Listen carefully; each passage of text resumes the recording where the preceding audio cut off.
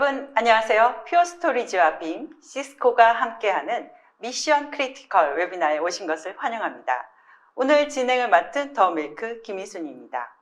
오늘 미션 크리티컬이라는 주제에 맞춰 이렇게 선글라스 쓰고 요원처럼 등장해봤는데 괜찮았나요? 네, 이제는 벗고 진행하도록 하겠습니다. 오늘 웨비나 순서를 간략히 소개해드리도록 하겠습니다. 먼저 패널 분들을 모시고 현대적 데이터의 요구사항과 이러한 과제를 해결하는 방법을 이야기하겠습니다. 이어 퓨어스토리지 제임스 패터 인터내셔널 세일즈 VP와 스텔라 리밍턴 여사의 인터뷰 영상을 시청할 예정입니다. 007 시리즈에 등장하는 M의 모티브가 된 리밍턴 여사가 영국 보안정보국 M15 시절 경험한 생생한 스토리를 직접 들려드릴 예정입니다. 이번 웨비나에는요, 특별하고 푸짐한 선품을 많이 준비했는데요. 추첨을 통해 제임스 본드 에스톤 DB5 레고와 제임스 본드 키링을 드릴 예정입니다. 질문해 주신 분들 중에는 추첨을 통해서 다양한 선물을 드리고 있으니까요. 많은 참여 부탁드립니다. 그럼 본격적으로 웨비나를 시작해 보도록 하겠습니다. 오늘은 데이터의 잠재력과 데이터를 통해 얻을 수 있는 결과, 적절한 데이터 솔루션을 선택하는 것이 왜 중요한지 알아보려고 합니다. IT 리더들은 경쟁에 앞서 나가기 위해서 현대적 데이터 요구사항을 해결할 수 있는 데이터 인프라 및 소프트웨어가 필요합니다. 오늘 함께 하신 퓨어스토리지, 시스코, 빔은 중요한 비즈니스 워크로드를 가속화하고 데이터를 보호하는 엔터프라이즈급 데이터 보호 솔루션들을 가지고 있는데요. 오늘 웨비나에 퓨어스토리지의 김영석 이사님, 시스코의 박한진 이사님, 빔의 어윤석 이사님을 모셨습니다. 안녕하세요. 안녕하십니까. 네, 오늘 김영석 이사님부터 자기소개 부탁드립니다. 네, 안녕하십니까. 퓨어스토리지 코리아에서 기술 총괄을 맡고 있는 김영석입니다. 오늘 이렇게 귀한 시간 내주셔서 감사드립니다. 퓨어스토리지는 8년 연속 가트너 매직 쿼드런트의 프라이머리 스토리지에서 최우수 기업으로 선정되었습니다. 특히 3년 전부터는 하드디스크 시장과 올플래시 시장이 같이 합쳐져서 경쟁함에도 불구하고 유일하게 올플래시 제품만으로 가장 우상단, 최고의 기업으로 선정을 받았습니다. 이제 퓨어스토리지는 단지 이 스토리지 기업의 리더뿐만이 아니라 전체적인 하이브리드 클라우드에 대해서 저희 어떻게 하면 데이터를 더 잘 관리할 것인가에 대한 제품으로 퓨어 퓨전을 출시하였고요. 그리고 쿠버네티스 요즘 많이 사용하시죠? 쿠버네티스에서 엔터프라이즈급으로 데이터 서비스를 받는데 니즈가 많으십니다. 그래서 이런 것 고민을 해결해 드리고자 퓨어스토리지가 포트웍스 데이터 서비스도 출시를 하였습니다. 이제 퓨어스토리지는 현대적인 데이터 경험을 위해서 고객분들과 같이 걸어가는 파트너가 되도록 하겠습니다. 오늘 웨비나를 통해서 많은 인사이트 받으시기 바랍니다. 감사합니다. 네, 감사합니다. 박한진 이사님. 네, 안녕하십니까. 저는 시스코 코리아에서 테크니컬 솔루션 아키텍트를 담당하고 있는 박한진입니다. 아마도 시스코라는 단어를 들으신다면 네트워크, 스위치 또는 라우터와 같은 연상 단어를 떠올리실 텐데요. 네, 맞습니다. 시스코는 글로벌리하게 네트워크를 가장 잘 하는 회사임에는 틀림이 없습니다. 하지만 네트워크뿐만 아니라 콜랩 장비라든지 또는 웨비나 여러 가지 등을 하고 있는데요. 저는 그 중에서도 X86 서버군인 UCS 서버, 그리고 HCI 제품군인 하이퍼플렉스, 그리고 인터사이트와 같은 데이터 센터 관련 업무를 담당하고 있습니다. 네, 감사합니다. 네, 어윤석 이사님. 네, 안녕하세요. 한국 빔소프트의 어윤석입니다. 그 앞에서 이제 퓨어스토리지나 시스코 같은 007 영화에서 보면은 주인공과 같은 역할이겠죠. 그러면 빔은 그 뒤에서 완전히 뒤에서 머물러서 백업을 제대로 해줄 수 있는, 어떤 상황에든 주인공이 문제를 해결할 수 있는, 그것이 빔 소프트웨어가 해드릴 수 있는 부분입니다. 실제로 오늘날 IT 환경은 첩보 영화랑 동일합니다. 랜섬웨어, 해킹, 이러한 많은 위험이 도사리고 있는 곳에서 어떻게든 데이터를 보호해야겠죠. 그래서 빔 소프트웨어는 퓨어, 시스코와 함께 완벽한 데이터 프로텍션을 통해 가지고서 비즈니스 전속성을 확실하게 갖춰줄 수 있는 부분들을 설명드리고자 하겠습니다. 감사합니다. 네, 세 분 감사합니다. 그럼 본격적으로 이야기를 시작해 보도록 하겠습니다. 오늘날 비즈니스 의사결정에 영향을 미치는 중요한 요소가 많이 있습니다. 기업들은 데이터 유출과 침해 문제를 해결해야 하고요. 또 인프라와 프로세스의 복잡성도 해결해야 됩니다. 또 기술이 빠르게 변화하고 있는 것에 맞춰서 지속적으로 빠르게 또 변화도 해야 되는 상황인데요. 여기에 클라우드 통합 등도 고려해야 하고 있습니다. 오늘 패널 토크에서 고객이 중요하게 생각해야 할 데이터의 가치 및 인프라 구축 그리고 보호 전략에 대해서 알아보도록 하겠습니다. 현재 기업들은 어느 때보다 비즈니스 결정에 중요한 영향을 줄 수 있는 데이터 관리에 정말 어려움을 겪고 있습니다. 기업 내에 새로운 기술이 또 계속해서 도입이 되고 있고요. 데이터가 많아서 정말 관리가 복잡합니다.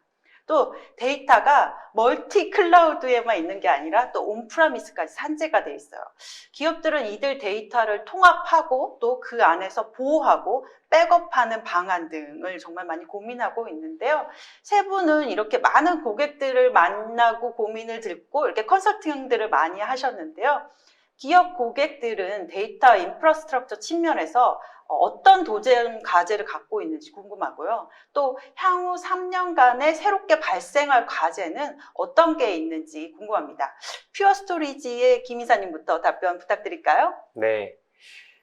저희가 오늘날 생각했을 때 이제 과거 한 20년 전, 10년 전을 좀 되돌아보는 시간을 가졌으면 좋겠습니다. 10년 전만 하더라도 저희가 어떤 운영 프로덕을 도입하기 위해서는 이 프로젝트의 기간이 수개월 또는 1년 정도 걸렸었습니다.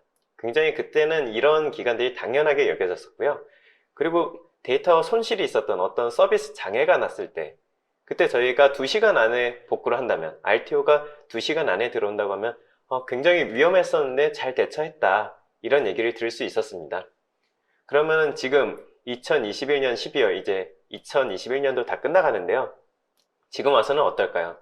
지금은 굉장히 제품 자체가 빠르게 순환이 되고 있고 그리고 고객 니즈를 빠르게 반영을 하고 있습니다.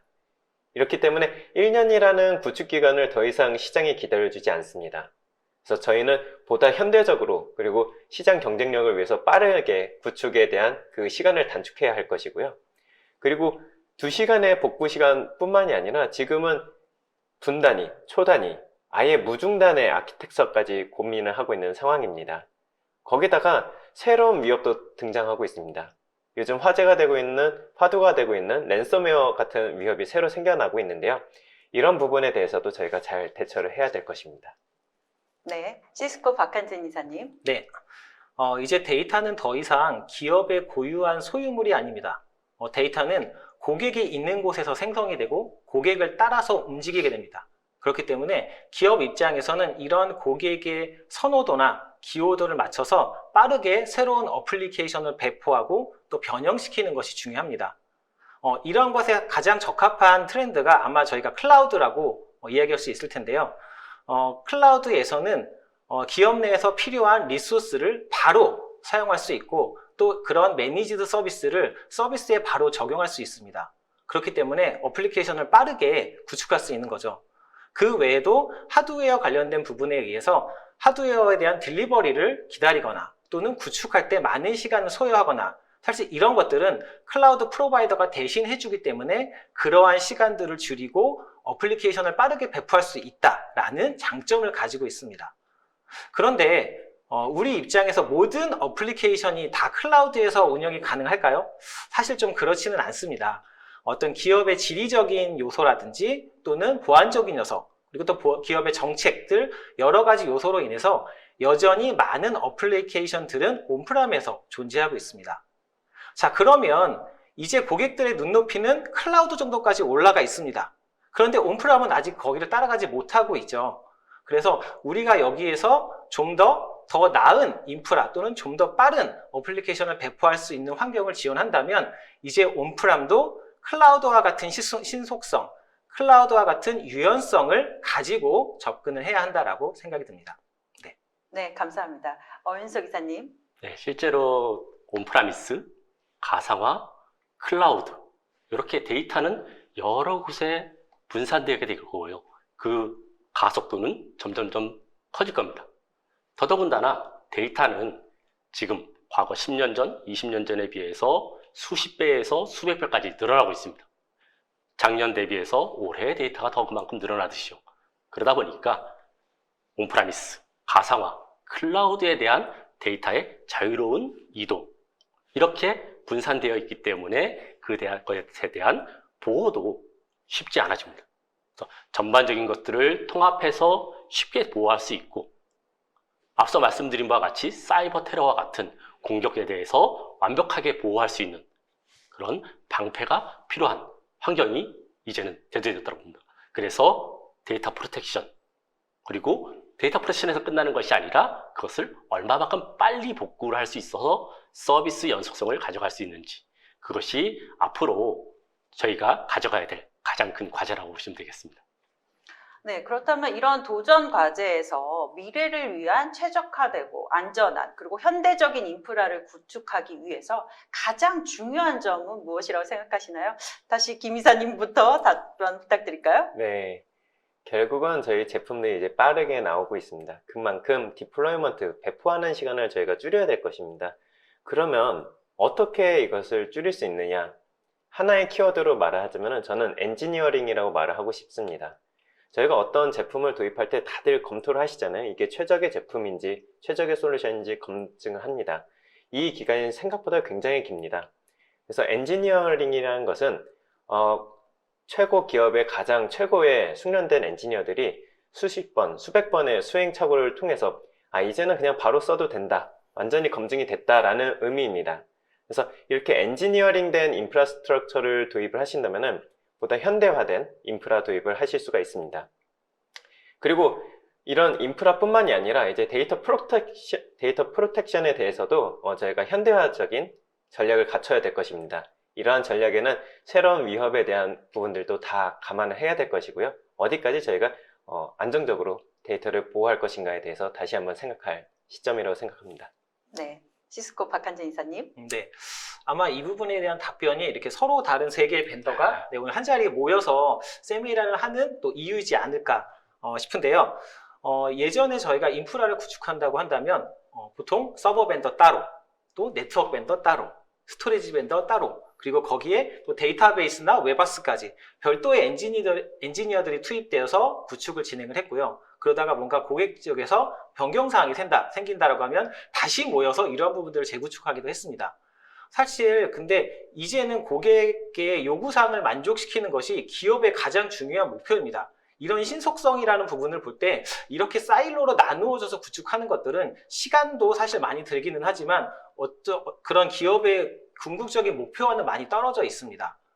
앞에서도 말씀드렸듯이 저희는 이제 온프람도 이제는 구축하는 과정 또는 구축하는 방법론을 바꾸어야 할 때가 왔습니다. 이렇게 모두 다 일일이 구축하고 또 구축하는 과정에 있어서도 어떤 특정 엔지니어나 PM의 기술이나 어떤 역량에 따라 좌지우지 되는 것이 아니라 저희와 같은 벤더 레벨에서 최적의 아키텍처 그리고 벤더 간의 협업을 통해서 가져다 쓰면 되는 그런 제품들을 사용하신다면 아마도 이러한 프로그램의 라이프 사이클을 많이 줄이실 수가 있는데요.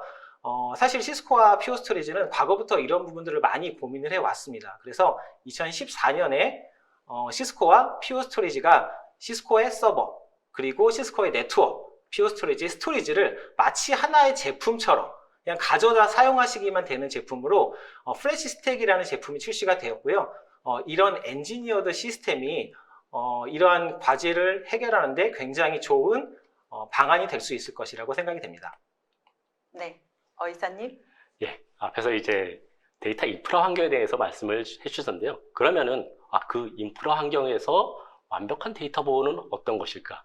라는 생각이 필요할 거라고 생각합니다. 이런 데이터 인프라 환경에서 스토리지건, 서버건, 어플리케이션 유기적으로 통합되어 있습니다. 그럼 과거에 백업이라고 하면 단순하게 에이전트 설치해가지고서 테이프 장비로 백업하는 거기에서 벗어나야 됩니다. 실제로 스토리지나 인프라 같은 데이터가 있는 데이터 중심으로 그리고 비즈니스 중심적으로 해당 업무가 가장 중요한 업무라고 한다면 RTO, RPO를 최대한 맞출 수 있고 그 데이터를 어떤 곳이라든 보관을 해서 어떤 상황에서든 복구할 수 있는 최적 환경을 갖춰져 있고, 중요하지 않은 시스템이라고 한다면 비용적인 문제가 되겠죠. 모든 시스템을 RT와 RPO를 최적으로 맞출 수는 없으니까요.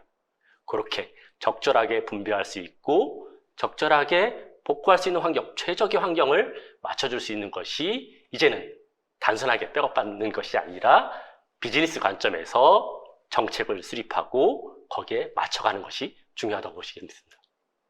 네, 세 분 의견 잘 들었습니다. 정말 기업의 데이터 센터의 중요한 요소들을 잘 짚어주셨는데요. 이제 각 회사별로 구체적인 질문을 좀 드리도록 하겠습니다. 먼저 시스코에서 언급하신 데이터 센터 관련 기술에 대해서 여쭤보고 싶은데요. 박한진 이사님께서 그 플래시 스택이 2014년에 출시됐다고 말씀을 하셨는데요. 네. 최근에 데이터 센터 관련한 기술이 매우 급속도로 정말 변화하고 있어요. 플래시 스택의 변화된 기술은 어떤 것들이 있을까요? 네네. 사실 시스코와 퓨어 스토리지의 어떤 기술적인 협약, 그리고 그것에 대한 어떤 결과물로서 이제 플래시 스택이라는 제품이 출시가 되었는데요. 처음 출시 시점부터 동일한 네이밍을 유지하고 있습니다. 플래시 스택이라는 이름이 동일한 네임을 유지하고 있다는 이유는 그만큼 신뢰도가 높고 고객분들의 선호도가 높다는 것을 의미하는데요. 이렇게 동일한 네이밍이긴 하지만 매년 새로운 기술들이 이제 플래시 스택에 출시가 되고 있습니다. 그리고 최근에는 저희 시스코에서는 UCS-X라는 새로운 블레이드 서버 제품군이 출시가 되었는데요. 사실 이 제품군이 출시되자마자 또 퓨어와 빠르게 저희가 기술적인 협약을 통해서 아마 지금 시점에서 저희가 플래시 스택을 구매하신다면 시스코의 최신 블레이드 서버인 UCS-X가 장착된 플래시 스택을 구매하실 수 있습니다. 사실 굉장히 많은 기술들이 들어가 있지만 그 여러 가지를 언급하기보다는 일단 한 가지 정도만 장점을 말씀드린다면 플래시 스택에는 40G 또는 100G 이상의 고대역폭의 네트워크를 기본적으로 장착하고 있습니다. 그리고 이번에 새로 출시된 UCS-X에는 만약에 100G 네트워크를 구성하신다고 한다면 하나의 노드당 200G의 대역폭을 사용하실 수 있습니다. 그렇기 때문에 기업 내에 인메모리 데이터베이스 또는 오라클과 같은 데이터베이스 또는 ERP, 빅데이터, AI, ML 등 다양한 어플리케이션, 다양한 리소스를 구현하실 때 UCS-X라는 하나의 시스템에서 모든 것들을 구현하실 수 있는 장점을 가지고 있습니다. 그리고 이제 저희 시스코에서는 CVD라고 해서 시스코 밸리데이트 디자인이라는 것을 제공해 드리고 있습니다. 시스템을 구축할 때 어떤 엔지니어 한 명의 노하우라든지 경험에 따라서 시스템을 구축하는 것이 아니라 포트를 구성하는 것부터 시스템을 구성하는 단계를 굉장히 세세한 레벨까지 가이드를 만들어서 전달해 드리는데요. 사실 근데 플래시 스택은 이 CVD 레벨을 넘어서서 플래시 스택과 시스코와 퓨어 스토리지가 모든 기술이 합작되어 있는 제품이기 때문에 믿고 그냥 가져다 쓰시면 되는 그런 제품이 되겠습니다. 네. 이렇게 플래시 스택이 하드웨어로서 이 두 회사의 기술이 접목돼서 완성된 아키텍처라는 생각이 드는데요. 네. 그렇다면 이런 현대화된 데이터 인프라스트럭처를 관리하는 방법에는 어떠한 차별점이 있습니까? 네. 사실 이제 시스코와 퓨어 스토리지의 연계는 단순히 이제 하드웨어 레벨에서 끝나지 않습니다. 지금 보시는 것처럼 시스코에서는 인터사이트라는 클라우드 기반의 운영 플랫폼을 통해서 고객의 서버나 리소스가 어디에 있던 간에, 전 세계 어디에 있던 간에 하나의 단일 뷰를 통해서 관리하고 운영할 수 있는 환경을 제공해 드리고 있는데요. 퓨어 스토리지도 동일하게 저희가 인터사이트에 디스커버리를 하게 되면 스토리지의 기본적인 컨트롤러 부분 또는 컨트롤러의 버전, 그리고 볼륨의 상태, 마지막으로 이제 스토리지에서 가장 중요한 디스크 레벨의 헬스까지 모두 인터사이트를 통해서 체크하실 수 있습니다. 즉 구축에서 운영, 장애 지원까지 모든 하드웨어에 대한 라이프 사이클을 인터사이트를 통해서 모두 관리하실 수 있습니다. 네, 그러면 어떤 일부 고객분들께서는 물론 시스코의 서버도 있고 퓨어 스토리지도 있지만 우리는 다른 제품들을 쓰고 있는데 그런 경우는 어떻게 관리하나요? 라고 물어보시는 분들이 있어요. 물론 저희가 인터사이트에서 당장 모든 장비들을 다 보여드리면 좋기는 하지만 그러기 위해서는 이제 양사 간 또는 여러 벤더들 간의 기술 협약이 필요한 부분이 있습니다. 그래서 저희가 그런 부분들을 좀 빠르게 지원하기 위해서 인터사이트에서는 인프라스트럭처 애저 코드라는 부분을 지원하는데요. 현재는 테라폼 코드를 통해서 물론 시스코나 피오스토리지도 가능하지만 그 외에 다른 서버에 대해서도 자동화와 오케스트레이션을 지원해 드리고 있습니다. 네, 이렇게 현대화된 데이터 인프라스트럭처에서는 또 가용성과 함께 성능도 진짜 매우 중요하잖아요. 네. 어플리케이션의 성능을 보장하기 위한 시스코의 전략이 있나요? 네. 제가 앞에서 말씀드린 부분이 약간 이제 인프라에 포커싱된 저희의 시선이었다라고 하면 이 시선을 조금 더 넓혀보도록 하겠습니다. 시스코는 풀스택 옵저버빌리티라고 해서 자, 고객의 어플리케이션을 기준으로 엔드-투-엔드에 대한 가시성을 제공해 드리고 있습니다. 예를 한번 들어보겠습니다. 만약에 고객이 사용하고 있는 어플리케이션에서 문제가 발생했습니다. 그러면 어떤 기업 입장에서는 이런 문제를 빠르게 파악을 해야겠죠. 근데 첫 번째, 이 문제가 어플리케이션 레벨, 즉 소스 코드가 변경되었다든지 또는 소스 레벨에서 문제가 발생했다 또는 어플리케이션 내부에 무언가 지연이 발생했다, 뭐 JVM 단에서 메모리가 부족하다, 이런 어플리케이션 단의 문제라고 한다면 앱 다이나믹스라는 제품을 통해서 이런 어플리케이션의 문제를 손쉽게 확인하실 수 있습니다.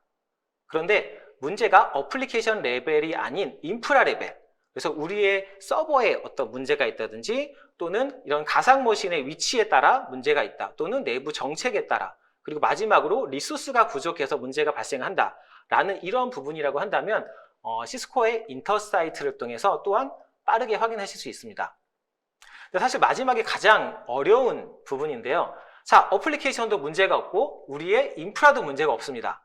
그런데 인터넷 구간에서 뭔가 문제가 발생했을 때 시스코는 역시나 네트워크를 잘하는 기업이기 때문에 이 부분에 대해서도 가시성을 제공해 드리고 있는데요. 맨 밑에 있는 사우전드-I라는 제품을 통해서 어플리케이션이 제공되는 단부터 실제로 엔드 단의 유저가 사용하는 뭐 스마트폰이 되겠죠. 그 구간까지 인터넷 구간 중에 어느 구간에서 지연이 발생하는지, 문제가 발생하는지를 손쉽게 확인하실 수가 있습니다. 그리고 이런 가시성을 통해서 혹시 가능하시다면 그런 지연 구간을 우회해서 어플리케이션을 서비스하실 수 있다면 서비스의 가용성을 더욱 높이실 수 있습니다. 이제 앞에서 말씀드렸던 풀스택 옵저버빌리티를 간단하게 한번 요약을 해보도록 하겠습니다. 자, 시스코는 어플리케이션을 중심으로 해서 풀스택에 대한 가시성을 제공해 드립니다. 어플리케이션 레이어, 하드웨어 레이어, 그리고 인터넷 레이어, 모든 부분에 대한 가시성을 제공해 드리고요. 이런 가시성을 통해서 고객분들은 풀스택의 인사이트를 가져가실 수 있습니다. 그리고 어플리케이션에서 어느 구간에 어디에서 문제가 발생한다고 하더라도 이 풀스택 옵저버빌리티를 통해서 손쉽게 문제점을 찾고 빠르게 조치할 수 있는 다양한 방법을 제공해 드리고 있습니다. 네, 1000개의 눈을 뜨고 보고 있는 시스코였거든요. 네. 시스코가 바라보고 있는 준비하는 인프라스트럭처의 미래의 전략과 차별점 잘 들었습니다. 그러면 이제 퓨어스토리지의 궁금한 점에 대해서 자세히 물어보도록 하겠습니다. 김현석 이사님, 빠르게 그 변화하는 현대 인프라에서 보다 민첩하면서 클라우디하게 대응하려면 어떤 점을 고려해야 할까요? 네. 지금 빠르게 이제 변하는 이런 시장의 니즈를 맞추기 위해서 모든 기업들이 클라우드를 외치고 있습니다. 클라우드를 외치고 있는데요.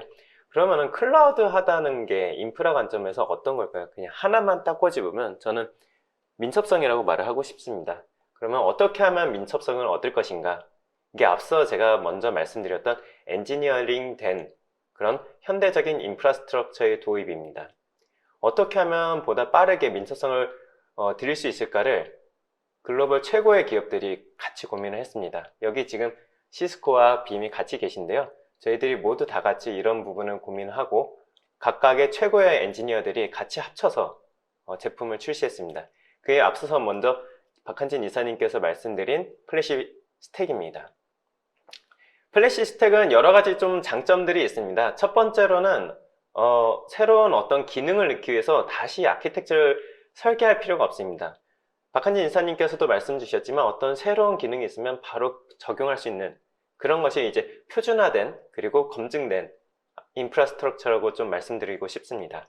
그리고 두 번째로는 가장 심플합니다. 저희가 최고의 엔지니어들이 모여서 만들었기 때문에 군더더기 없이 딱 엑기스만 모았습니다. 그래서 가장 심플하고요. 세 번째로는 저희가 아키텍처가 모두 다 100% 스테이트리스 아키텍처를 따라가고 있습니다. 스테이트리스 아키텍처이기 때문에 저희가 항상 고가용성을 보장을 해드리고 있는데요. 쉽게 예를 들면은 저희가 핸드폰을 교체를 할 때, 최신 핸드폰을 바꿀 때 데이터 마이그레이션하고 저희가 쓰던 UI가 조금 바뀌고 이러면 불편하잖아요. 근데 기존에 쓰던 데이터 그대로, UI 그대로 그냥 최신 핸드폰 산 순간 바로 쓸 수 있다면 얼마나 편리하겠습니까? 이런 거를 저희가 도와드리고자 한 게 플래시 스택입니다. 그래서 서버부터 네트워크, 스토리지까지 모두 다 표준화된 제품들이 다 같이 결합해서 들어갔고요. 시스코의 그 UCS 샤시 안에 지금 말씀 주셨던 새로운 어떤 서버가 나온다면은 바로 교체해서 새로운 하드웨어로 컴퓨팅 파워를 얻으실 수 있습니다. 컴퓨팅 파워뿐만이 아니라 스위치도 마찬가지고요. 그리고 스토리지도 동일하게 컨트롤러를 교체해가지고 데이터 이전 없이, 그리고 데이터 서비스 받는데 별다른 변경사항 없이 바로바로 최신의 하드웨어를 받으실 수 있습니다. 이렇게 해가지고 저희는 항상 스테이트리스한 초고성능 그리고 초고가용성을 보장받으실 수가 있고요. 그리고 클라우드와 동일하게 사용한 만큼 비용을 지불하고 있습니다. 그리고 마지막으로는 저희가 멀티 테넌시 그리고 베어메탈, 컨테이너 서비스도 다 같이 효율적으로 병합했기 때문에 언제든지 유연하게 서비스를 배포해 드릴 수 있습니다. 올해 그 미국 송유관 회사를 비롯해서 세계의 최대 육류 가공 기업도 사실 네. 랜섬웨어 공격을 받았습니다.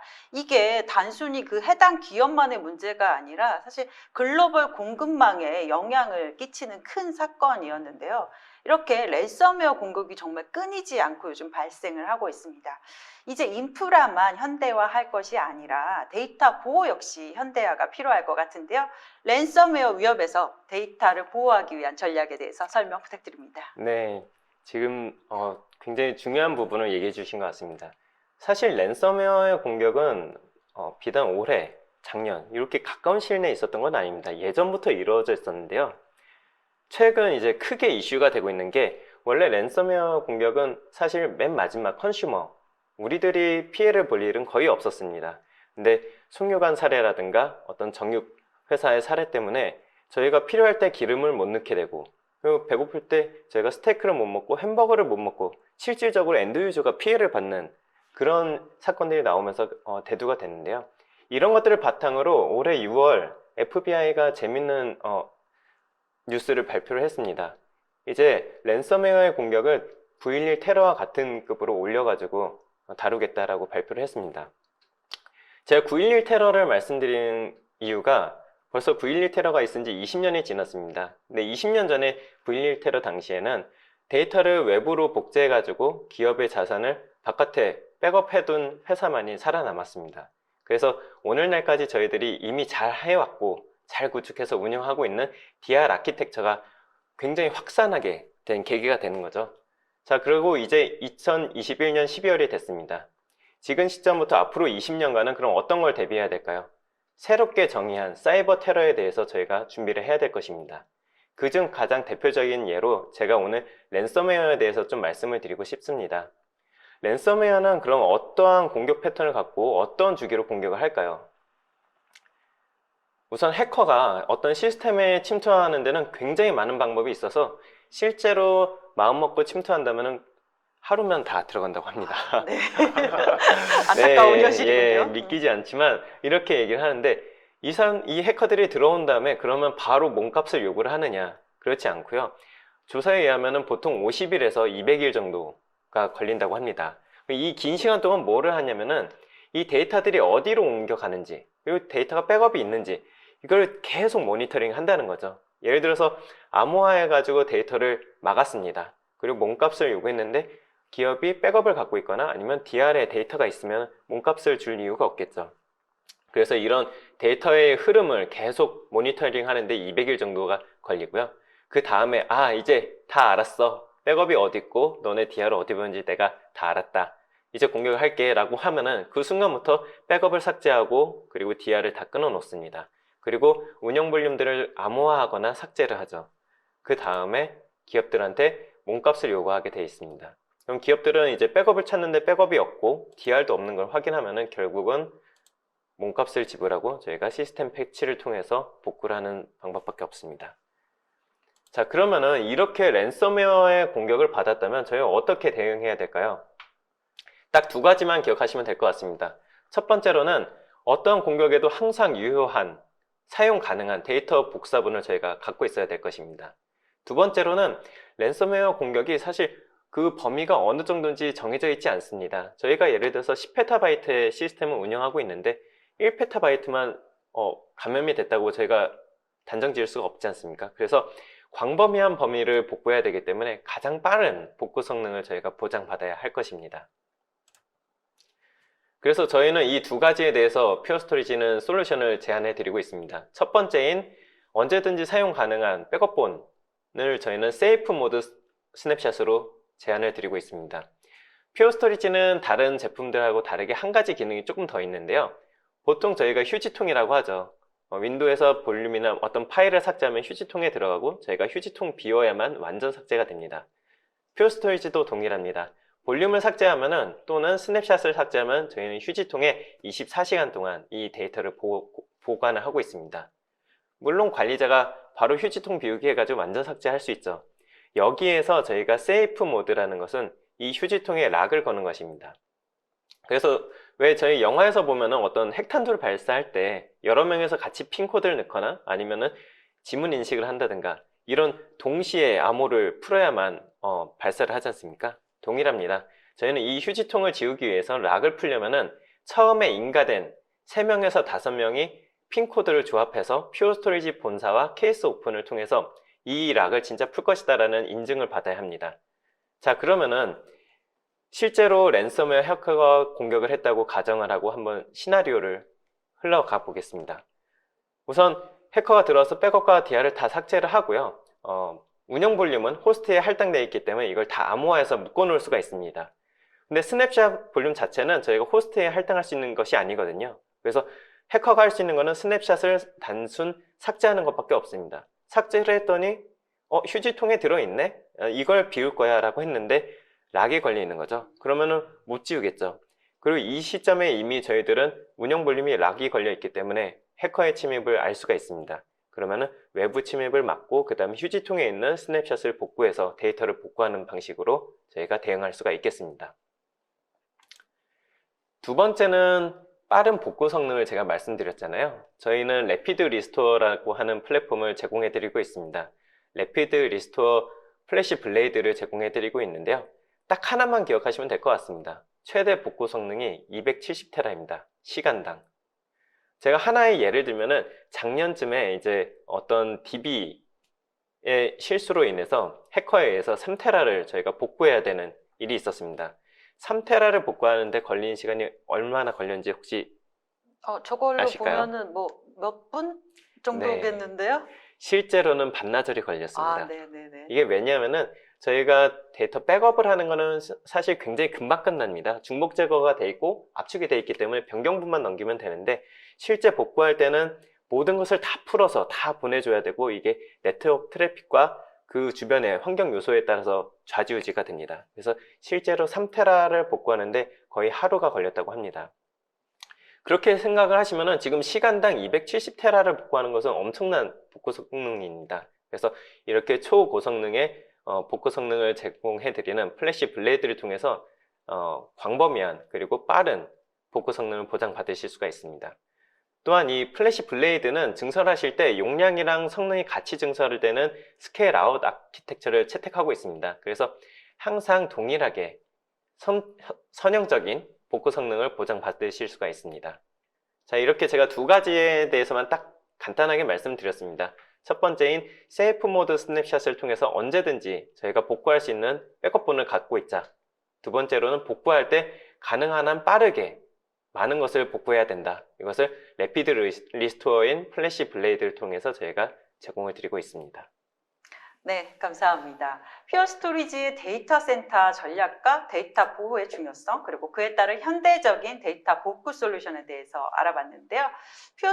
스토리지가 이야기한 데이터 시큐리티의 중요성 좀 더 강조해도 지나치지 않은데요. 빔의 어이사님과 함께 향후 데이터 측면에서 도전 과제로 비즈니스 연속성을 고려한 데이터 보호를 말씀하셨었는데요. 조금 더 자세하게 설명 부탁드립니다. 예, 비즈니스 연속성을 위한 전략이라고 하면은 뭐 앞에서 스토리지 스냅샷이라든지 데이터 보호를 얼마나 빨리 복구할 수 있고 그런 부분들이 다 중요한데요. 단지 문제점이 그러한 것들을 수행해야 되는 사람들은 전부 다 그거에 대해서 전문적이지 않다는 거죠. 그래서 빔은 NIST, 사이버 보안 프레임 네트워크라고 하는 것을 통해 가지고서 빔과 같이 협업해서 문제점을 파악하고 보호할 것이 어떤 것이고 감지하고 그다음에 어떻게 대응해야 되고 어떤 형태로 복구를 해야 되는지에 대해서 전략을 제시해 드릴 수가 있습니다. 실제로 보면은 백업 복구라고 하면은 가장 먼저 떠오르는 게 RTO, RPO 얘기를 많이 하죠. 제일 먼저 RPO 부분이 되겠습니다. 보호 전략. 모든 시스템을 전부 다 CDP, 복제, 스토리지 스냅샷, 아니면 통합 백업, 거기다가 오프사이트, 그 다음에 아카이빙 이런 식으로 해서 다양하게 저장해 놓으면 다 좋습니다. 하지만 그건 비용적인 문제 그리고 현실적으로 모든 데이터를 저장할 수 없게 되겠죠. 그래서 그런 부분들에 대해서 빔이 전문적인 지식과 경험을 통해 가지고서 어떤 형태의 데이터들은 이렇게 가셔야 됩니다. 이렇게 가셔야 됩니다. 이 부분들은 CDP 복제, 스토리지 스냅샷. 이러한 데이터들은 단순하게 백업해서 아카이빙 정도까지. 그래서 RPO에 최적화된 환경을 맞춰주는 게 되겠고요. 그 다음으로는 RTO가 되겠죠. 백업본에 대해서 어떤 식으로 복구할 것이냐. CDP라든지 스토리지 스냅샷에서 바로 복구하는 부분들, 즉시 복구. 그 다음에 랜섬웨어라든지 바이러스 관련 부분들에 대해서 세이프 모드 복구. 그리고 해킹이랑 랜섬웨어, 사이버 테러 같은 경우에는 백업 데이터까지도 감염시킬 수 있는 그런 위험성을 가지고 있기 때문에 그러한 데이터에 대해서는 아카이빙, 그러니까 절대 데이터가 삭제되지 않은 그런 형태, 그런 가용성까지 같이 가져가야 되겠죠. 그런데 이제 앞서서 질문하셨던 부분들이 비즈니스 연속성은 과연 어떻게 맞출 것인가 라는 부분들을 질문하셨는데요. 그 부분들은 퓨어 스토리지의 플래시 어레이와의 연계 부분이 될 수 있겠습니다. 시스코 UGCS와 플래시 어레이를 통해 가지고서 최근 데이터들을 자주 빠르게 스냅샷 형태로 보관을 해놓는다고 하면은 그거를 단기 데이터 하루에서 이틀, 3일, 일주일 정도 보관을 함으로 인해서 어떠한 문제가 생겼을 때 진짜 크리티컬한 문제가 생겨서 비즈니스에 문제가 되는 시스템들에 대해서는 이러한 비즈니스 연속성에 맞춘 RPO 계산하는 시스템을 구축한다고 하면은 바로 시스템을 복구함으로 인해 가지고서 서비스 연속성을 가져갈 수 있겠죠. 네, 계속해서 저희가 이제 랜섬웨어의 위험성 그런 것들에 대해서 얘기를 하고 있는데요. 랜섬웨어는 사실 기업뿐만 아니라 요즘에는 정부, 개인까지 엄청난 피해를 입히고 강력한 위험이 되고 있습니다. 또 많은 조직이나 기업이 랜섬웨어 공격 이후에 몸값을 지불하고 있어요. 안타깝게도. 근데 백업 솔루션으로 시스템과 데이터가 복구가 가능하잖아요. 근데 왜 자꾸 돈을 내고 있는 걸까요? 이 부분들은 완벽한 데이터 보호 전략이 없기 때문입니다. 단순하게 과거처럼 백업 데이터를 그냥 보관만 해놓는다. 한 벌만 보관해 놓는다. 그리고 우리 스냅샷본 한 벌 있어. 그러니까 절대 데이터를 날릴 일이 없어 라는 생각을 가지고 있기 때문입니다. 지금 보시면은 사이버 테러 공격은 계속해서 늘어나고 있습니다. 작년만 해더라도 300억 달러. 그만큼 엄청나게 늘어나고 있죠. 앞에서 랜섬웨어 공격, 말웨어 공격, 그 다음에 해킹 이런 것들만 사례로 들었는데요. 요즘에는 빅데이터, 머신러닝 이런 기술까지 활용해서 공격을 하고 있습니다. 아무리 프로텍션 기술이 발전한다고 하더라도 공격 기술도 그만큼 발전하고 있는 거죠. 그래서 그런 부분들이 계속해서 늘어나고 있기 때문에 거기에다가 공격 기술만 늘어나나요? 백업 데이터. 기존의 레가시 백업 솔루션을 사용하고 한다면 하루에 일부분에 대한 백업 실패가 발생할 수 있을 거고요. 거기에 대해서 복구하고자 하는데 내가 원하는 복구 시간은 3시간인데 실제로 복구되는 시간 8시간, 10시간, 12시간 발생할 수 있겠죠. 그럼 이러한 경우의 수를 다 더한다라고 하면은 실제로 복구될 수 있는 거는 40%밖에 안 되는 겁니다. 그래서 제대로 된 보호 전략이 필요하게 되는데요. 빔은 완벽한 데이터 보호를 위해서 3210이라고 하는 데이터 보호 전략을 제시를 합니다. 모든 백업벌은 3벌, 그리고 서로 다른 미디어에, 그리고 1이 2개가 들어있는데요. 첫 번째 1은 오프사이트. 오프사이트라고 하는 것은 랜섬웨어나 해킹을 통해서도 백업본이 감염될 수 있는 것을 방지하기 위해서 오프사이트에, 그리고 어떠한 상황에서도 해킹을 통해 가지고서 백업 데이터를 삭제할 수 없는 위변조가 불가능한 데이터. 그리고 마지막으로 언제든지 백업본이 검증되어 있는 데이터로 가져갈 수 있는 것이 가장 완벽한 데이터 보호를 하기 위한 핵심이라고 보시면 되겠습니다. 그래서 그러면 오늘 이제 세 개 회사가 모였습니다. 퓨어, 시스코, 빔. 3210 전략을 확실하게 할 수 있는, 어떠한 상황에서도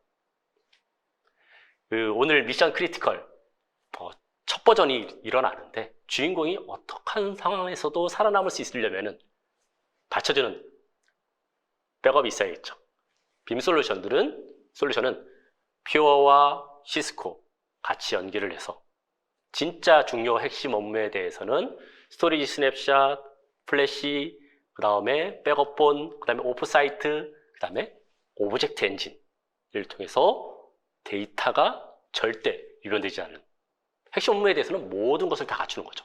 스토리지 스냅샷부터 플래시, 그 다음에 오브젝트 엔진까지. 그리고 중요도가 떨어진다 라고 하면은 백업본과 오브젝트 엔진, 이런 형태로 해가지고 완벽한 데이터 보호 전략을 제공하게 됩니다. 이것을 통해서 진정한 데이터 보호 전략이 완성될 수 있다고 보시면 되겠습니다. 네, 데이터 보호 전략에 대해서 설명을 해주셨는데, 그럼 멀웨어나 랜섬웨어와 같이 사이버 테러에서 조직을 보호하기 위한 방안도 조금 더 설명 부탁드립니다. 멀웨어나 랜섬웨어 같이 사이버 테러는 점점 늘어날 수밖에 없고 위험은 어디에서나 존재합니다. 이것이 사람의 문제가 됐든 아니면 네트워크의 문제가 됐든 하드웨어의 문제가 됐든 그런 부분들이 상당히 많이 존재하기 때문에 이 그림에서 보시면은 육각형 모양으로 딱 되어 있죠. 육각형 벌집 모양이라고 하는데 각각의 것들이 다 갖춰져야지만 완벽한 방어가 될 수 있습니다. 전반적으로 봤을 때 중요한 데이터가 어떤 게 제일 중요하다. 그리고 데이터가 점점 어떻게 늘어나고 있는지, 그리고 내 데이터를 어느 곳에 분산해서 저장하고 해야 될 것인지. 그러면 이러한 방어 전략들이 만들어진다고 하면은 가장 우선시 되는 것은 사람입니다. 데이터를 운용하는 것도 사람이고, 백업 솔루션을 운영하는 것도 사람이고, 스토리지, 서버, 어플리케이션을 운영하는 것들이 모두 사람이 이루어지기 때문에 사람에 대한 교육, 인간 반항하게 되겠죠. 데이터 보호를 어떻게 해야 되고, 내가 매일 어떤 식으로 보호를 해야 되고, 이러한 것들에 대한 전반적인 교육과 역할 분담, 이런 것들이 가장 중요하게 됩니다. 그 다음으로는 프로세스입니다. 앞서 말씀드렸던 3210 같은 규칙이 되겠죠. 진짜 중요한 데이터는 3210 모두를 다 만족하는 시스템으로 구축을 하는 것이고, 그리고 그 외의 부분들에 대해서는 어느 정도까지 어떠한 상황에서라도 복구할 수 있는 환경을 만들어주는 부분들, 그리고 지속적으로 비즈니스 연속성을 보장받으려고 하면은 어떠한 상황이 있었을 때 어떤 프로세스로 복원을 할 것이냐, 복구를 할 것이냐, 이런 것들을 체계를 갖추는 것이 중요하다고 보십니다. 마지막으로는 기술 부분입니다. 이런 사람이라든지 프로세스가 갖춰져 있다고 하더라도 실제로 그거를 수행할 수 있는 하드웨어, 소프트웨어, 퓨어 스토리지의 스토리지와 시스코의 UCS, 그 다음에 빔의 백업 앤 리플리케이션 소프트웨어, 이런 것들이 통합되어서 유기적으로 돌아갈 수 있어야겠죠. 그 유기적으로 돌아가는 데 있어서는 권한 부여라든지 보안, 그 다음에 어떤 식으로 구축이 될 수 있는지, 이런 것들이 제대로 같이 한꺼번에 맞춰져야 한다지 완벽한 데이터 보호가 가능하다고 보시면 되겠습니다. 네, 좋은 의견 감사합니다. 시스코, 빔, 퓨어 스토리지 이 세 벤더를 모두 살펴보면 복잡성을 되게 줄이는 데 집중하고 있는 것 같아요. 그래서 단순성과 유연성을 강화하면 고객이 시간과 비용을 절감하면서 또 리스크를 예방하는 데 도움이 되는 것으로 보입니다. 이것이 바로 퓨어 스토리지가 검증된 설계 및 솔루션 테스트를 위해 여러 파트너와 긴밀히 협력하는 이유인데요. 시스코와 퓨어 스토리지가 함께 설계하고 테스트한 플래시스택 CVD는 이미 전 세계적으로 많은 사랑을 받고 있는 걸로 알고 있습니다. 또 매우 경제적인 QCL 기반의 플래시 어레이 C와 플래시 블레이드에 통합된 빔의 API 스토리지 등 3사의 우수한 통합 기술은 많은 고객의 데이터 인프라 구축에 리스크를 줄이고 효율성과 완벽성을 높이는 데 기여하고 있습니다. 기업은 이 제품으로 다양한 워크로드에 검증된 인프라스트럭처를 구축하고 있는데요. 또 빠르게 백업하고 신속하게 복구를 하고 있습니다. 물론 랜섬웨어도 잘 대응할 수 있는 거 아시겠죠? 이렇게 인사이트 나누어 주셔서 감사드립니다. 다음 코너로 넘어가도록 하겠습니다. 다음 코너는 퓨어 스토리지의 제임스 페터 인터내셔널 세일즈 VP와 스텔라 리밍턴 여사의 인터뷰 영상을 준비했습니다. 007 시리즈 오늘 우리의 테마죠. 007 시리즈에 등장하는 M의 모티브가 된 리밍턴 여사가 영국 보안정보국 M50 재임 시절 경험한 생생한 스토리를 직접 들려드립니다. 한글 자막 서비스가 제공될 예정이시니까요. 재미있게 시청하시기 바랍니다. This next segment is particularly exciting for me. Being an ex-services individual, it gives me great pleasure to welcome Dame Stella Rimington. Dame Stella was the former Director General of the British Security Service, MI5, known to billions of people worldwide as the role model for the character M, played by Judi Dench in the James Bond 007 films. Dame Stella was appointed Director General of MI5 in 1992, and she was the first woman to take the post and the first Director General to be publicly named. She's now enjoying a hugely successful second career, and I think it's now up to 10 books, as I think you'll clearly correct me, Dame Stella, as a best-selling author of thrillers. And it's really exciting that we're going to hear about some of the counter-espionage, counter-terrorism encounters and threats she managed during her time with MI5. So thank you very much for joining us, Dame Stella, and we're really looking forward to hearing what you have to say. The floor is yours. Thank you very much, James. It's very interesting to hear about your business and that you are trying to create simplicity, because I'm going to take you back to a period when life was a great deal more simple. In fact, I'm going to take you back to the late 1960s, which is when I first came across MI5. Strangely enough, I came across them, excuse me, I came across them in India.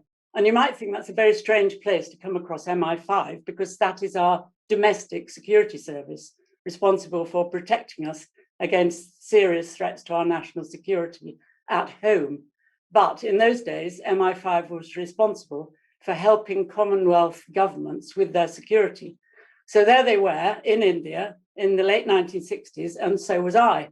Why was I in India? Because I was the wife of a British diplomat. I'd given up my career, which was as an archivist, a historical archivist, to go with my husband to be a diplomat's wife. Because in those days, of course, women followed their husbands. So there I was as a diplomat's wife, doing what diplomats' wives did in those days, which was running coffee mornings and jumble sales and appearing in amateur dramatics, which seemed a very important part of the way the British Foreign Office got in touch with the people of the country they were posted to. I was doing all this, feeling a bit as though the world was maybe passing me by, when somebody sidled up to me in the British High Commission compound and tapped me on the shoulder and said, "Do you want a job?" Now, that was the classic way that British intelligence recruited people in those days, by the tap on the shoulder. Nowadays, of course, you can apply online, they all have websites, etc. And the world is a very, very different place. So I found out about this job, and I found out that I was to be a clerk typist in the British High Commission, which is the small office that was the MI5 office.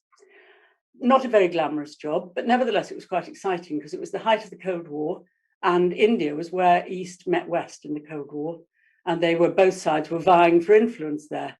So all the intelligence services of East and West were there. The KGB was there, the intelligence services of the East European countries who were part of the Warsaw Pact in those days, the intelligence services of the West, the CIA, us, the MI6, etc. We were all there, and we were all sort of looking at each other, trying to find out who the spies on each other's side were, trying to protect, in our case, trying to protect our colleagues from being recruited by the opposition. And this seemed to me to be, quite an exciting life, and rather more exciting than the life of a historical archivist. So when my husband's posting came to an end, I decided that I would apply for a full-time job in MI5. Now, if I had known two things about MI5 at the time, I don't think I would have actually accepted the job they offered me. The first thing was that it was a very, very closed organization in those days. There was the fear of the infiltration of our intelligence services by the intelligence services of the other side. And the way we dealt with it was by incredible secrecy. You weren't allowed to tell your relatives where you worked. You weren't allowed to say anything about what you did. And there were still people around in those days who had known the Cambridge spies, Philby, Burgess, and Maclean. And they had a kind of sense of paranoia that the people you were working with might not be on your side, but might be working for the other side. And so the whole atmosphere was inward looking, inbred, rather unhealthy. The second thing, if I had known this when I joined, I probably wouldn't have joined, was that they were running a two-tier structure. The men did the intelligence work. They were out on the streets, gathering the intelligence. The women were second class. We had a second class career. We were supposed to just sort of sit at our desks and deal with the paper. The intelligence work was far too important for women to do. And that was the philosophy in those days. However, when the 70s began and along came sex discrimination legislation and women's lib, it even penetrated the walls of MI5. And we found ourselves saying to our bosses, why are we in this sort of second-class situation? We want to do the intelligence work like the men. And that was the beginning of change in MI5 and later in all of the British intelligence services. Just to say a word about the British intelligence services, there are three main ones. There's MI5, which, as I've already said, is our domestic intelligence service. There's MI6, who are our foreign spies, and there's GCHQ, which nowadays, of course, is our cyber intelligence service, the listeners. In those days, when I first joined, they were very, very secretive, even more secretive than the rest. But nowadays, of course, you hear from really all of our intelligence services. The heads of the services are known and named, but it was a very, very different world in those days. Security services like MI5 work by gathering secret intelligence. And that comes from really, even nowadays, it comes from the same basic sources as it did in those days. The interception of communications, for example. In those days, there were only really two forms of communication. You either rang somebody up on a landline telephone and you listened in if you wanted to hear what was going on, or you wrote letters and stuck them down and posted them in letterboxes. And if you wanted to know what was in them, you had to steam them open.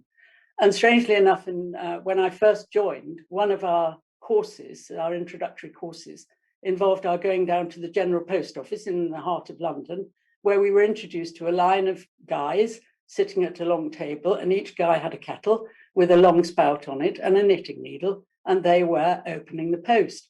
And that, in my day, was the interception of communication. Now, as you can imagine, communication is massively complex. With digitalization, there are so many platforms for communication, and MI5 and all our intelligence services have the problem of keeping up to date with the massive change in digitalization and technology. So that's the interception of communication that was in those days. Then there is eavesdropping, trying to find out what people are saying to each other. And that in my day involved drilling holes in the wall and shoving microphones in. Now, of course, with mobile phone technology, you can do things in a much more complicated but simple, in a way.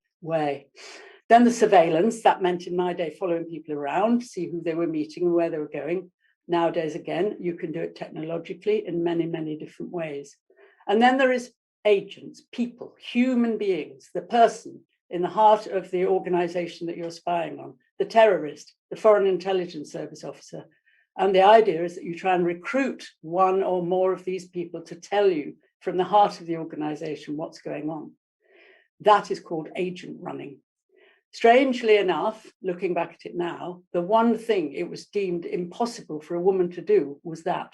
People used to say, no KGB officer will ever work for a woman. And you can't have women trying to recruit IRA terrorists or any other kind of terrorists.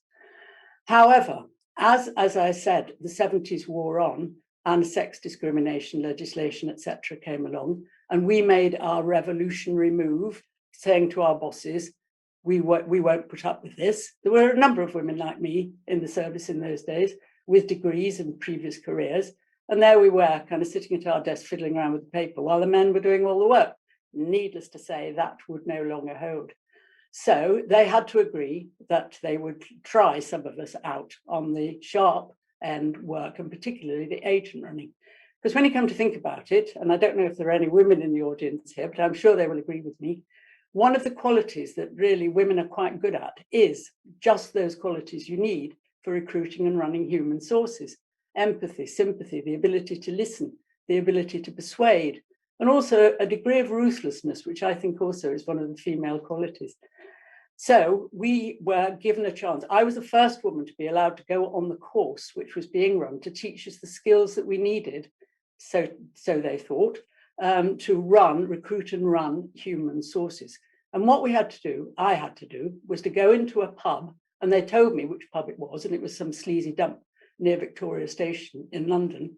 I had to go into this pub. I had to pin down anybody I liked in the pub. I had to try and find out as much as I possibly could about them. And then unbeknownst to me, somebody from the course was going to sweep in, blow the cover story that I'd used about who I was, whatever, and how the test was really, how much had I found out about this person and how did I deal with this embarrassing interruption. I remember now to this day, standing at the door of this pub, which had a big glass window, and looking in, and of course it was all full of men in those days. We're talking about the mid-70s. All full of men, seemed to be men in dirty Macs leaning on the bar, drinking pints. I went up to one of these guys and I started chatting him up. And he was clearly beginning to think my purpose was quite different from intelligence gathering when the man from the course came in and rescued me, really, because I'd got myself into a very difficult situation. And that was the beginning of my career as a sharp-end intelligence officer. And of course, it was a nonsensical test and a nonsensical place to try and get a woman to try and operate. And when I was doing that work in earnest, of course, I never did use a pub like that. I wouldn't have dreamt of it. And I did do that work in earnest later. And I found myself working particularly against the East European intelligence services, as it was in those days, which were, of course, on the side of the Soviet Union.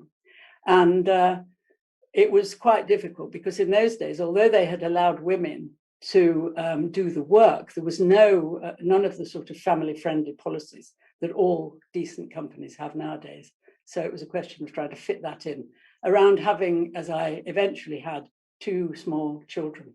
And so we managed, I think anybody who is working and trying to run a family will recognize the situation where we sort of managed with nannies and au pairs and grannies and the lady down the road helping out. And that's how my career in MI5 began.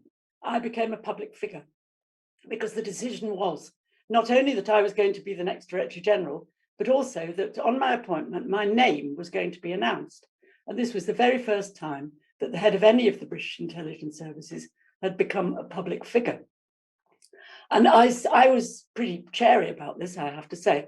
And I said, what's the press plan for this? You know, is a minister going to go on the telly and tell people why they've decided to take this decision? And they said, oh, no, you're just going to say how delighted you are to have this very important job. And that will be it. And I thought, no, that will not be it. And of course, it wasn't it. Because the British tabloids, who are never the most subtle of people, decided that this was an incredible story. I mean, everybody knows that the head of our intelligence services should be like James Bond, or George Smiley, if you read John le Carré. But it wasn't. It was some woman they'd never heard of who had 2 children. So, of course, immediately we had the headlines: housewife, super spy, mother of 2 gets tough with terrorists, and such like. And I suddenly found myself thrust into the public view. This was dangerous because the IRA was very active on the streets of London. So suddenly I had to move house with my daughter, young daughter, who was still at home. We had to kind of live underground, undercover really, for the rest of my time, which was not a good move. But we did decide, myself and my senior colleagues, that we were going to use this opportunity to be more open. The Cold War had come to an end. People were beginning to say, we don't need you anymore.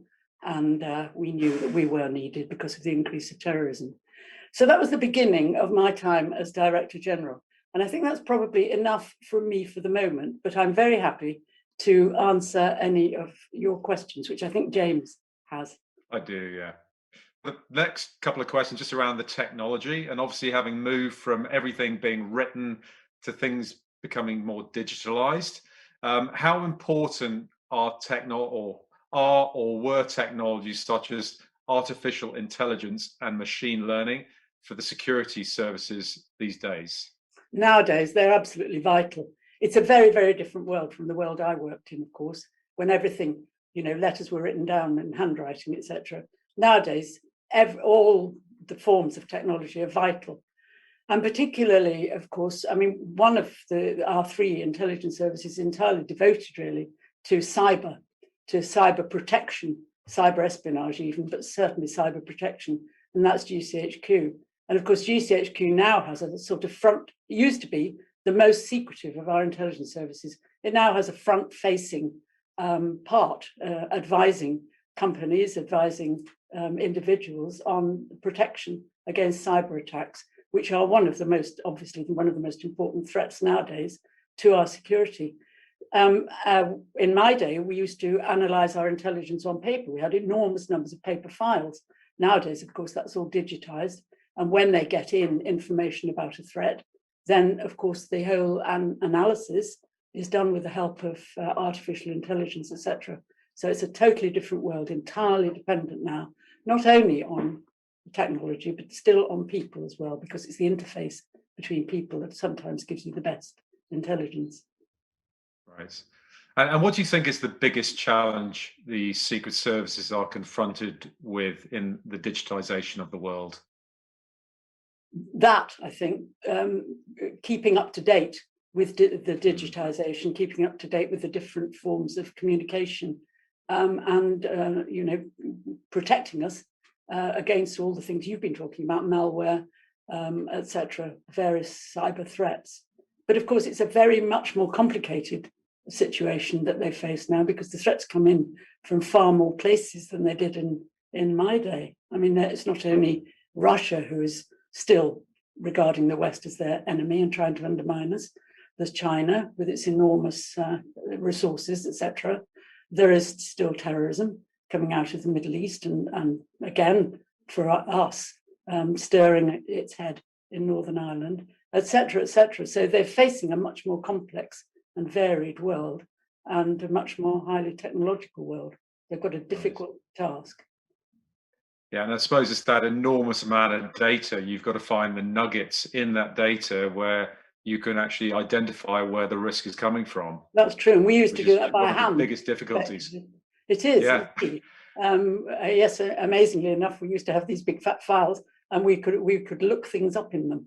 But nowadays, the amount of data is enormous compared with what we had. Interestingly, we have in one of our slides, we have a picture of enormous banks of filing cabinets, we had which I think was from the 1960s, where it showed all the intelligence was all housed there, which is probably what you would have experienced. Indeed, we did have those, yes, and we had card indexes in little wooden drawers as well. Gosh, wow. Well, Dame Stella, thank you so much for spending time with us. Are there any other final thoughts you'd just like to share with the group before I summarize? Only that look at our intelligence services nowadays as being, in a sense, public servants, people who are there to help you, which is so different from when I joined, when they were there to hide, effectively. So the world's a different place, and they're a useful resource. Well, Damstar, thank you so much for spending time with us. Fascinating life story. I'm sure your books will be as exciting as all of your experiences throughout your life. So we do really, really appreciate spending time with us, and thank you so much for sharing your story with us. Much appreciated. Not at all. 다들 재미있게 보셨나요? 전 너무 재밌었는데요. 네. 레미턴 여사의 생생한 경험을 통해서 데이터를 바라보는 그녀의 인사이트를 배워봤습니다. 김현석 이사님 어떻게 보셨어요? 네, 굉장히 재밌게 봤습니다. 레밍턴 여사님의 말을 좀 요약해보면 제가 생각한 건 그건 것 같습니다. 국가가 정보를 계속 분석해서 어떤 테러에 대해서도 보호를 해야 되고 이런 정보 분석은 계속 필요하다라는 게 포인트인 것 같습니다. 정보는 데이터의 같은 말이잖아요. 이제 개인의 데이터, 그리고 기업의 데이터, 국가의 데이터가 있는 한 이것은 계속 보호되고 어떻게든 저장되고 항상 저희가 보호해야 될 것입니다.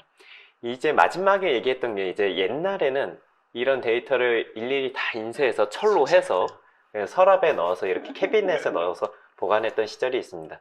물론 이제는 현대화돼서 그렇게 저장은 안 하죠. 저희가 각각의 사일로 방식의 스토리지와 서버와 이런 인프라를 구축해서 데이터를 저장하고 처리하고 관리하고 있습니다.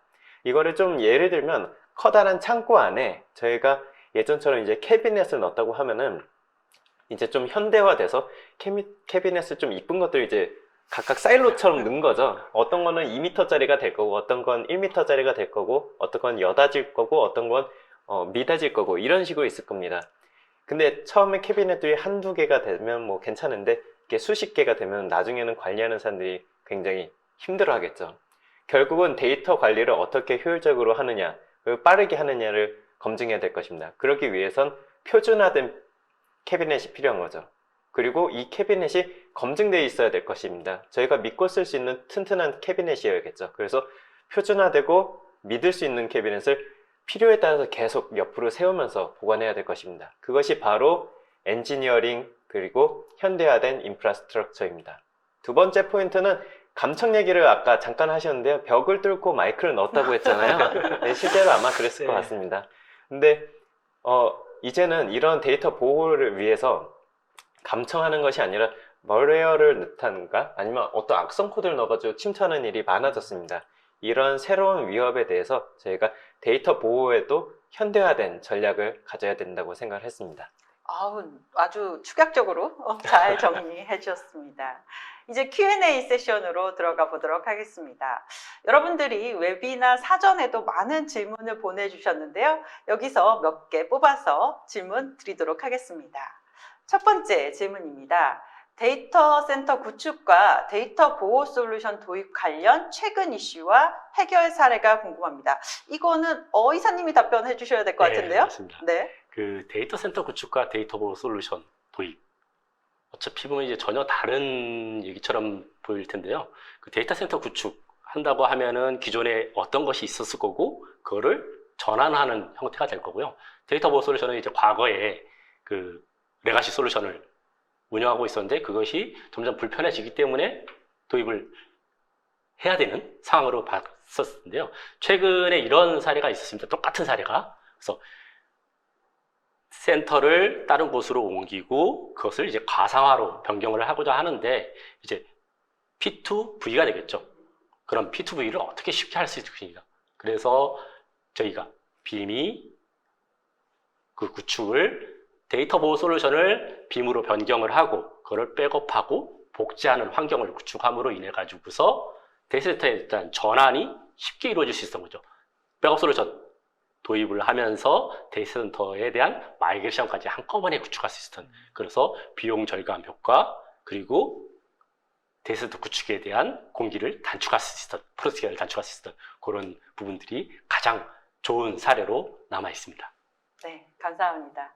두 번째 질문 드리도록 하겠습니다. 데이터 보호 솔루션에 대한 퓨어 스토리지의 경쟁사 대비 강점은 무엇인지요? 네, 퓨어 스토리지 질문이네요. 투자 대비 효능이나 해킹이나 재난 등 그런 돌발 상황에 대비한 기술적인 대안이 있는지요? 하고 질문 주셨네요. 네, 굉장히 좋은 질문 주셔서 감사드립니다. 일단은 데이터 보호라고 하는 거는 두 가지 관점을 좀 나눠서 각각 저희가 봐야 될 것 같습니다. 하나는 물리적인 장애에 대한 부분, 그리고 또 다른 건 논리적인 장애에 대한 부분을 저희가 나눠서 얘기를 해야 될 텐데요. 이미 20년 전부터 저희가 해온 DR 구축 같은 경우는 물리적인 장애에 대한 저희가 대응을 하는 거죠. 그래서 예전에는 이제 비동기 방식, 뭐 예를 들어서 하루에 한 번, 뭐 1시간에 한 번 이런 식으로 비동기 방식으로 데이터를 복제를 했었고요. 더 중요한 데이터 같은 경우는 동기 방식으로 실시간으로 RPO 제로로 계속 복제를 해왔습니다. 이렇게 많이 운영을 하시다가 최근에는 액티브 솔루션이 나왔습니다. 이미 나온 지 한 5년 이상이 되었고요. 이 액티브 솔루션 같은 경우는 두 개가 마치 하나처럼 동작하기 때문에 어느 하나가 죽어도 무중단으로 바로 서비스가 재개되는 그런 솔루션입니다. 이미 업계에 많이 소개가 되어 있고요. 국내에 정말 미션 크리티컬한 어떤 제조업체들에서도 이미 수년간 검증된 아키텍처입니다. 그래서 이런 솔루션을 모두 다 저희가 제공드리고 있고요. 또 하나는 이제 논리적인 부분을 얘기해야 되잖아요. 논리적인 부분은 저희가 스냅샷 베이스로 데이터 백업을 보호해 드리고 있습니다. 그리고 아까 말씀드렸던 것처럼 랜섬웨어 같은 이런 해커에 대한 방어를 위해서 저희가 세이프 모드 스냅샷으로 이 휴지통을 락킹을 거는 기능을 드리고 있습니다. 하나 더 말씀드리면 이제 클라우드 서비스에 대해서 많이 얘기를 하시기 때문에 하이브리드 클라우드를 많이들 고민을 하십니다. 퓨어 스토리지의 스냅샷은 메타데이터와 데이터를 같이 묶어서 갖고 있기 때문에 스토리지에서 바깥으로 빼낼 수가 있습니다. 이 말은 온프렘의 플래시 어레이 저희 제품으로 스냅샷을 찍은 다음에 이 스냅샷을 아마존이나 애저 쪽으로 보낼 수 있다는 얘기입니다. 그래서 유연하게 데이터를 하이브리드로 왔다 갔다 주고받을 수가 있는 장점이 있고요. 제일 중요한 마지막에 아까 말씀 주셨던 투자 대비라는 얘기를 주셨는데 저희는 모든 라이센스를 다 무상으로 드리고 있습니다. 퓨어 스토리지는 고객이 현대적인 데이터 경험을 위해서 최선을 다하고 있습니다. 그래서 이런 데이터 보호 솔루션을 다 무상으로 드리고 있고요. 그래서 많이 사용해 주셨으면 좋겠습니다. 네. 네, 많이 주세요. 네, 세 번째 질문, 네, 시스코에 드리도록 하겠습니다. 데이터 센터 구축에 있어서 하이브리드 클라우드 환경을 위해 가장 우선적으로 고민해야 될 것은 무엇인가요? 네, 굉장히 좀 어려운 질문을 주셨네요. 네, 하이브리드 클라우드 사실 모든 분들이 고민하시고 또 하이브리드 클라우드를 갖고 싶어 하시죠. 하이브리드 클라우드를 지금 고민한다는 의미는 클라우드에도 내가 운영하는 어플리케이션이 있고 또 온프람에도 내가 운영하는 어플리케이션이 있다는 것을 사실 의미하는데요. 결국 하이브리드 클라우드는 시스템이 가는 것은 아닙니다. 결국은 어플리케이션이 이동을 하는 거죠. 그러면 어플리케이션에 대한 이식성을 높이시는 것이 가장 중요한데요. 물론 베어메탈에 있는 서비스도 있고 가상머신에 있는 서비스도 있고 그리고 컨테이너에 있는 서비스도 있습니다. 그런데 이 중에서 그 이식성이 가장 좋은 것이 무엇이냐고 물어보시면 당연히 컨테이너라고 대답을 드릴 수 있습니다. 그런데 컨테이너는 아직 프로덕션으로 쓰기에는 어떤 기술적인 성숙도가 조금 낮다라는 의견도 있으시고요. 이렇게 컨테이너를 운영하시다 보면 물론 정책에 따라서 파드나 컨테이너가 늘어나고 줄어들긴 하지만 이렇게 너무 순식간에 많은 리소스가 움직이기 때문에 관리하기가 굉장히 어렵다라고 이야기하시는 분들도 있습니다.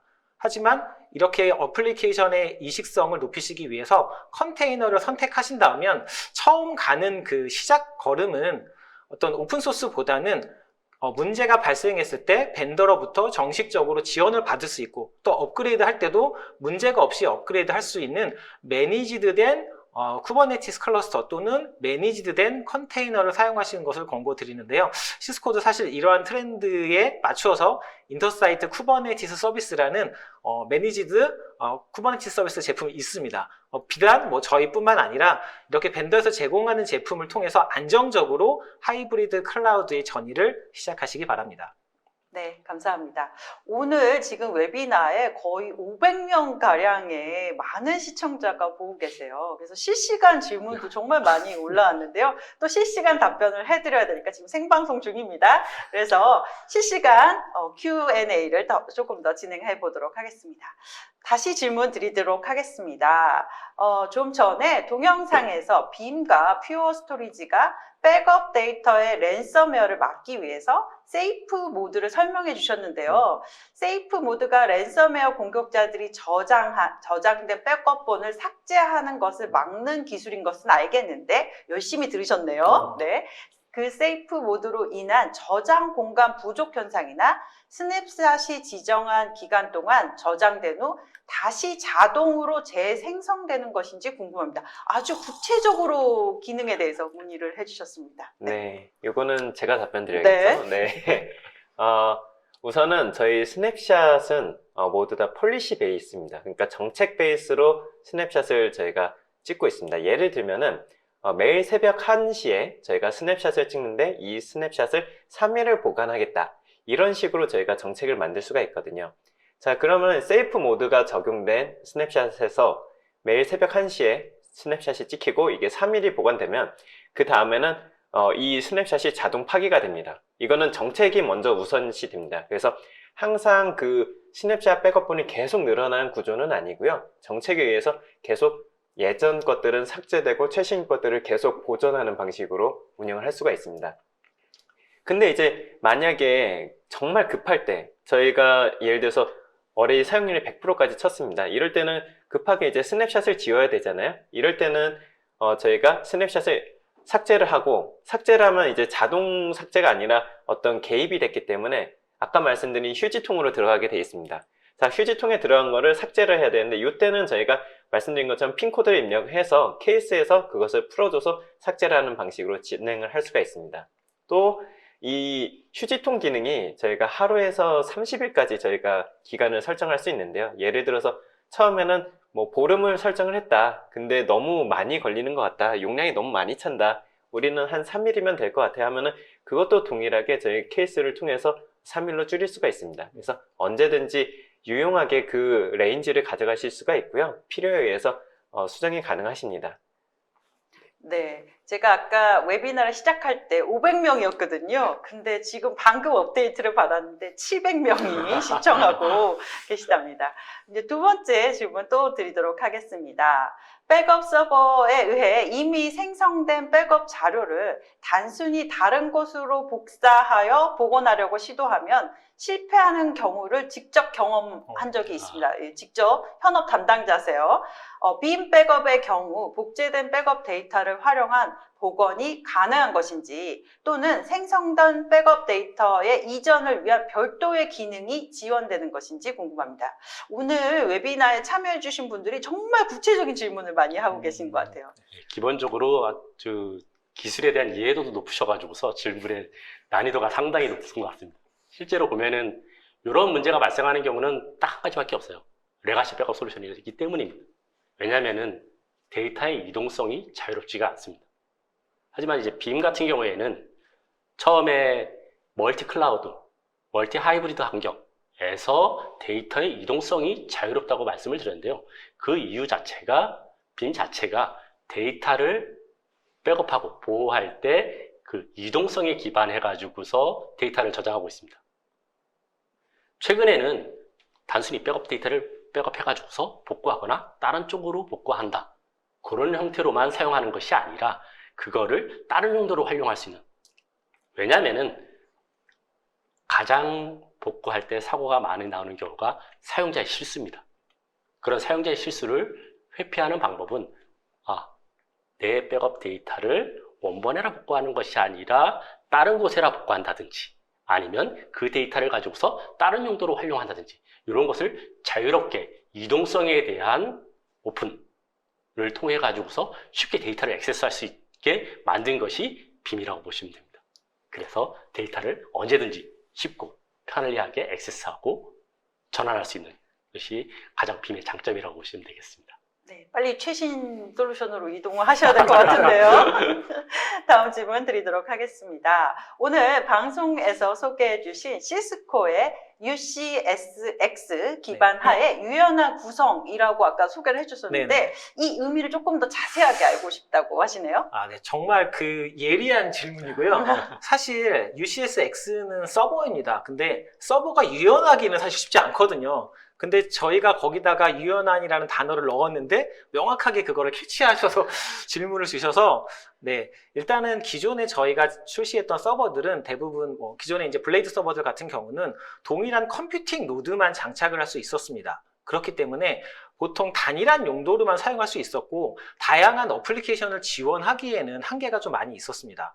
그런데 이번에 나온 UCS-X 같은 경우는 물론 기존에 사용하시던 것처럼 컴퓨팅 노드를 넣으실 수도 있지만 중간에 PCI 노드를 통해서 GPU나 또는 FPGA 같은 것을 사용하실 수도 있고요. 그리고 스토리지 노드를 통해서 필요한 경우에는 스토리지만 많이 확장하실 수도 있습니다. 또 물론 지금 당장은 아니기는 하지만 저희 내년 정도의 로드맵에 보면 메모리 보드를 꼽을 수 있는 모듈이 지금 출시 예정인데요. 그렇게 되면 하나의 블레이드 서버 내에 기존의 블레이드 서버 안에 들어가는 것보다 훨씬 많은 메모리를 장착하실 수가 있는데요. 자, 이런 피처를 사용하신다면 기업 내에 만약에 인메모리 데이터베이스를 대량으로 구축하신다고 할 때 사용하실 수가 있을 것이고 또 AI ML과 같은 것을 사용할 때는 아까 말씀드렸던 PCI 블레이드를 사용해서 또 GPU를 사용하실 수도 있고 또 어떤 분석 시스템이 필요하다고 하면 디스크를 많이 장착해서 시스템을 구현하실 수도 있습니다. 이렇게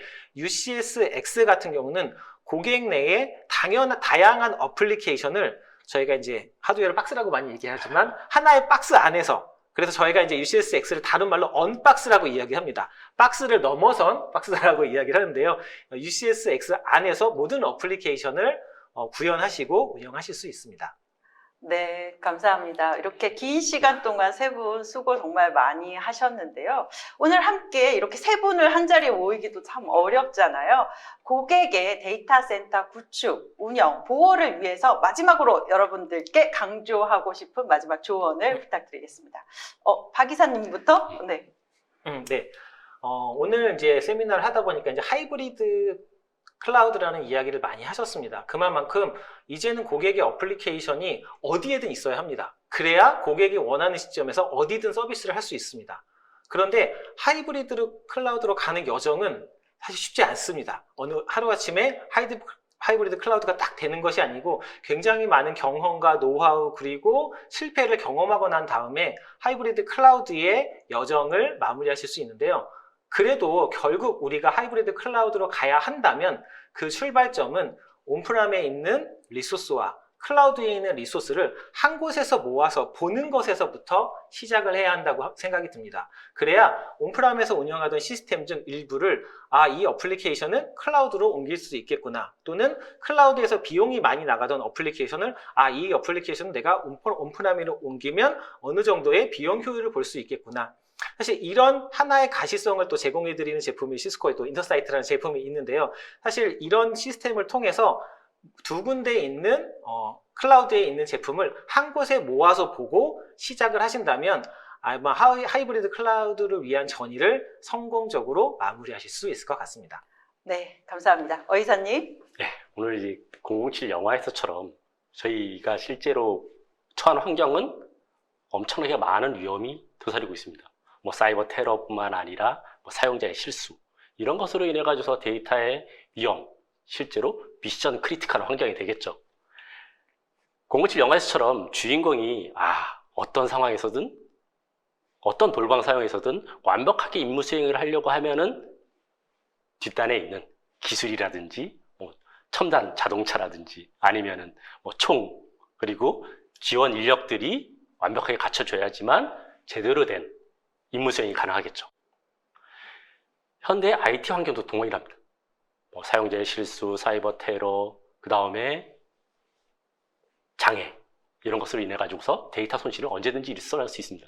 그런데 그런 상황에서 비즈니스 연속성을 제대로 갖추려고 한다고 하면은 퓨어스토리지라든지 시스코 그런 부분들을 하나로 통합해 가지고서 완벽한 데이터 보호 환경을 유기적으로 결합해 줄 수 있는 빔 백업 앤 리플리케이션이라고 하는 제품을 통해 가지고서 이 데이터는 진짜 중요한 데이터이기 때문에 RTO, RPO를 맞춰서 제대로 백업하고 복구할 수 있게 만들어주고 그리고 사용자 실수는 언제든지 있을 수 있습니다. 그런 실수를 대응하기 위해서 인스턴스 VM 리커버리라고 하는 기술을 통해 가지고서 반드시 원본에라 복구할 필요가 없습니다. 그냥 백업본을 가지고서 서비스를 할 수 있는 환경까지 이러한 기술을 통해 가지고서 자유로운 마이그레이션까지 할 수 있는 그런. 그래서 빔은 주인공은 아닙니다. 항상 보험처럼 뒤에서 백그라운드로서 여러분들이 비즈니스 환경을 제대로 유지할 수 있도록 해주는 든든한 버팀목이 될 수 있는 솔루션이 되도록 하겠습니다. 네, 감사합니다. 마지막으로 김 이사님. 네, 오늘 굉장히 긴 시간 이렇게 많은 분들이 참여해 주셔서 대단히 감사드립니다. 마지막으로 말씀드리면 굉장히 빠르게 변하는 이 시대적 요구사항을 맞추기 위해서는 저희는 인프라를 다 표준화하고 검증된, 아까 말씀드렸던 검증된 캐비넷을 저희가 보유를 해야겠죠. 그리고 그 캐비넷 안에는 구성요소는 우리가 원하는 서랍이나 뭐 이런 구성요소를 언제든지 자유롭게 넣을 수 있어야 될 것입니다. 이것이 바로 엔지니어링된 현대화 인프라스트럭처입니다. 이것을 위해서 저희가 시스코와 퓨어스토리지가 같이 협업을 해서 플래시 스택이라는 검증된 인프라스트럭처를 저희가 제공드릴 수 있을 것 같습니다. 그리고 백업에 대해서, 그리고 데이터 보호에 대해서는 또 업계 1위인 빔과 같이 저희가 협업을 하고 있습니다. 뭐 하나의 예를 들어서 저희가 랜섬웨어 복구를 위해서는 세이프 모드의 스냅샷, 그리고 빠른 리커버 솔루션인 래피드 리스토어, 그리고 더 나아가서 빔과의 같은 이런 백업 솔루션을 같이 연계하신다면은 보다 현대화된 데이터 보호 전략을 갖출 수 있을 것 같습니다. 네, 감사합니다. 오늘 이렇게 한자리에 모여 최적화된 현대적 데이터 인프라에 대해서 알아볼 수 있는 좋은 기회였습니다. 아직 설문을 참여하지 않은 분들이 있으신가요? 빨리 서둘러 설문 참여 부탁드립니다. 오늘 여러분들이 궁금하셨던 문제를 해결할 수 있는 자리였기를 기원합니다. 이것으로 퓨어스토리지, 시스코, 빔이 함께 마련한 미션 크리티컬 웨비나를 마치도록 하겠습니다. 시청해주신 여러분 고맙습니다.